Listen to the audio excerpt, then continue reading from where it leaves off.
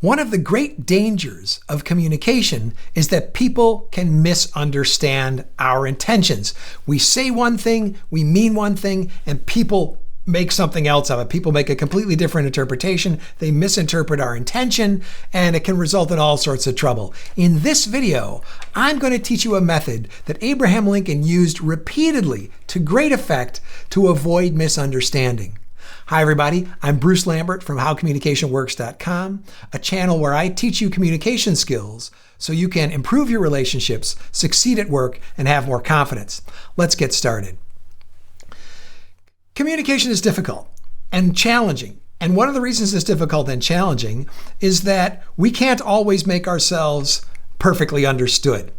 A lot of times we say something and we intend to mean something, and the people who we're talking to appear to hear something different.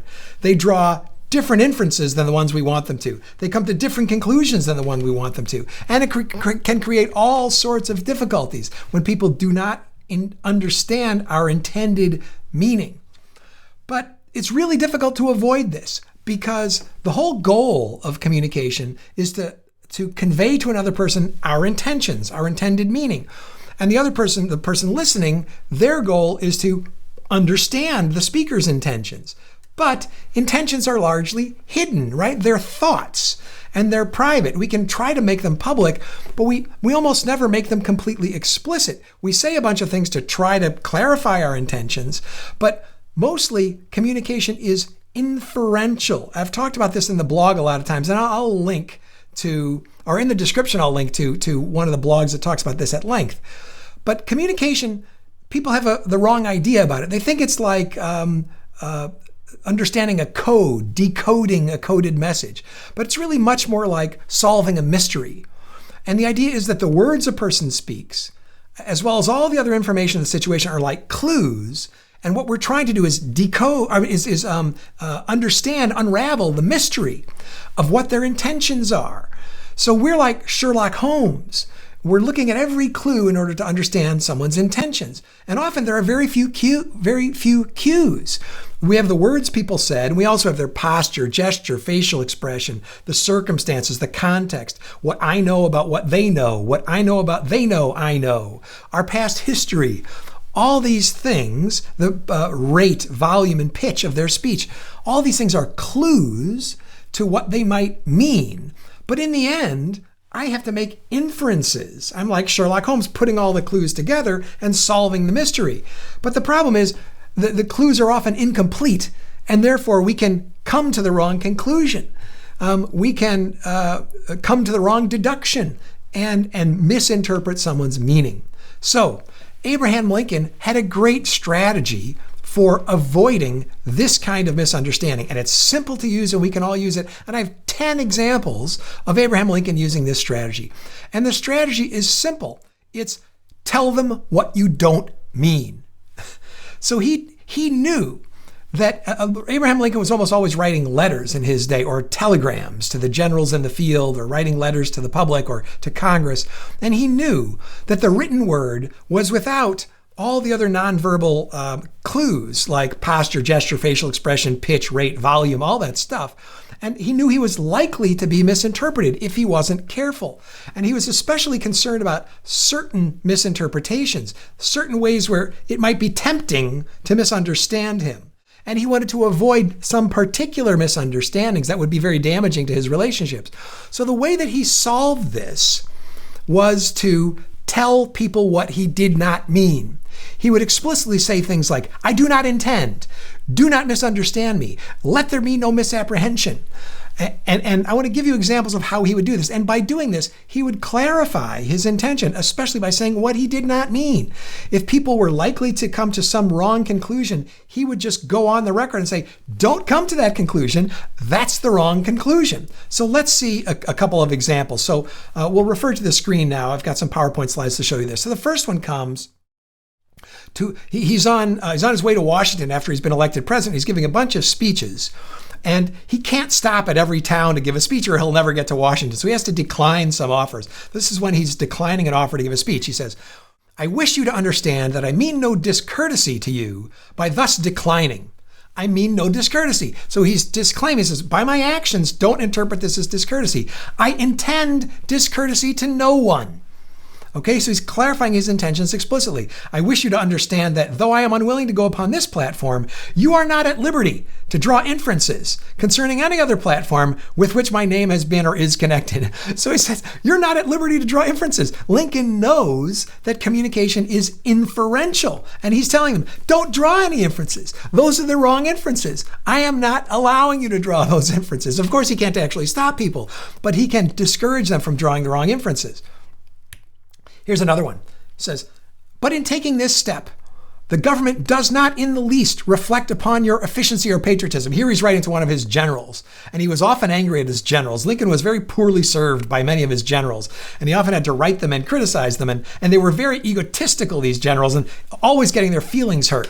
So he would always have to be cautious about their feelings. So he says, in taking this step, the government does not in the least reflect upon your efficiency or patriotism. On the contrary, we have the fullest confidence in your ability to perform any duty required of you.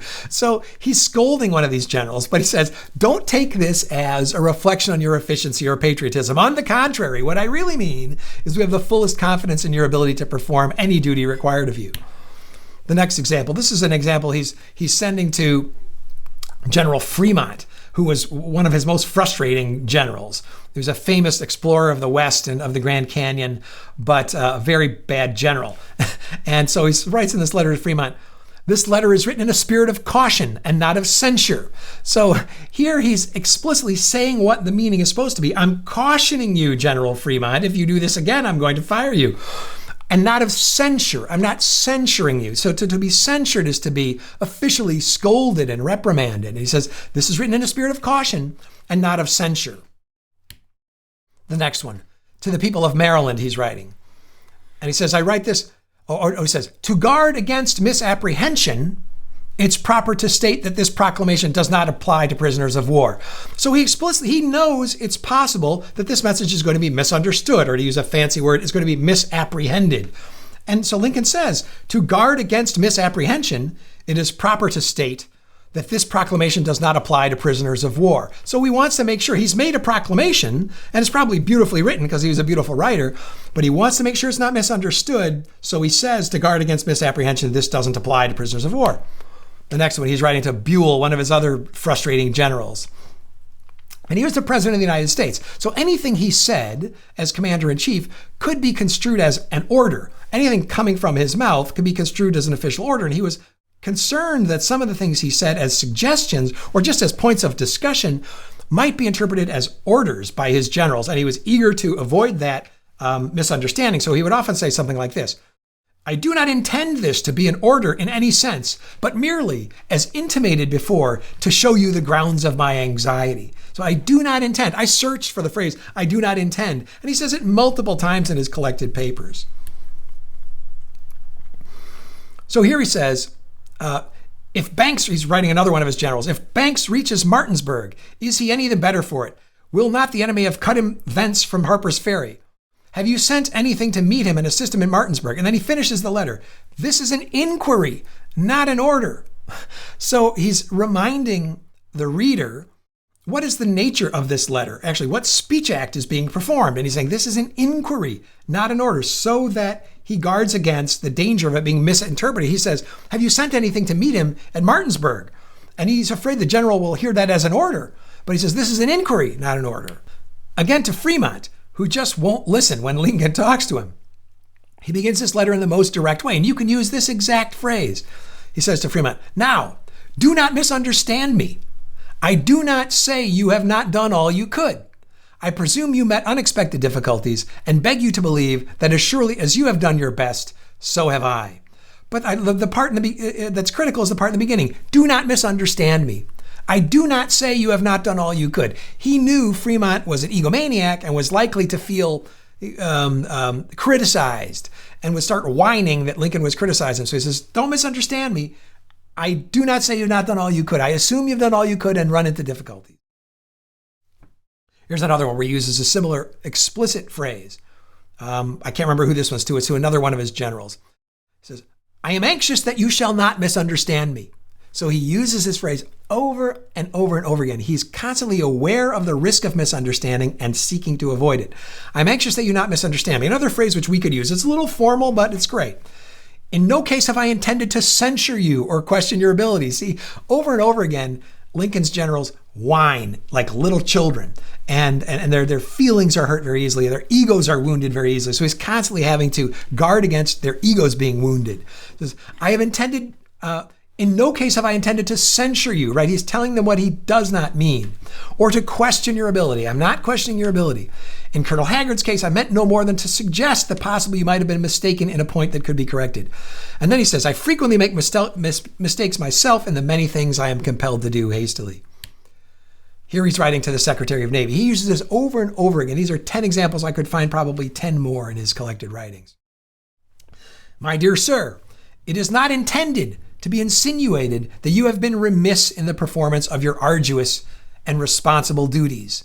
It is not intended to be insinuated. So he knows that there might be some insinuation, right? Some implication, some indirect suggestion that this officer had been remiss in his duties. But Lincoln is eager to say, no, it's not what I mean. It is not intended to be insinuated you've been remiss in the performance of your duties.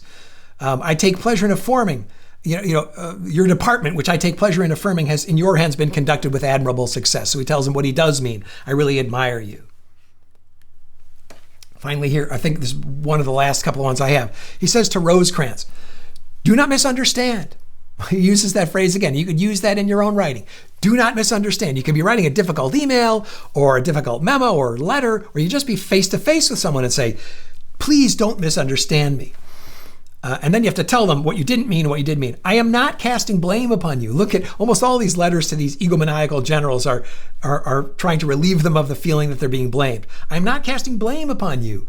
I rather think by great exertion you can get to East Tennessee, et cetera, et cetera. And then he says again, I make no order in the case. That I leave to General Halleck and yourself. And that's it. So I have those 10 examples of Lincoln saying what he does not mean. Communication is risky, and one of the risks is that people will not solve the mystery of our intentions correctly. We haven't given them enough clues. So one way we can help people understand us, understand our intentions, and help them avoid misunderstanding our intentions is to tell them explicitly what we do not mean, especially if we're concerned that one particular meaning might be offensive to them and might cause them hurt. We can tell them explicitly, that is not what we intended. And I think it's a great strategy. I think along with Mark Twain and William Shakespeare, I think Abraham Lincoln is the greatest communicator in the English language. We have so much to learn from him. I hope you enjoyed those lessons about telling people what you do not mean. If you like this kind of discussion of how communication works, I hope you will maybe give us this video a like, which we really appreciate. Push one of these buttons over down here and give us a like. Push the other button and maybe subscribe to our channel if it interests you enough to watch some more of our videos, and then you'll get notifications when new videos come out. And also go over to howcommunicationworks.com, which is our website, and where the blog is, which has a lot of written blog entries and summaries of some of these videos and links to our one-on-one coaching offer, as well as an ebook about empathy and a lot more other interesting stuff. I'd be grateful if you would sign up for our mailing list so I could communicate with you directly over email. Thanks so much for watching. We'll see you next time.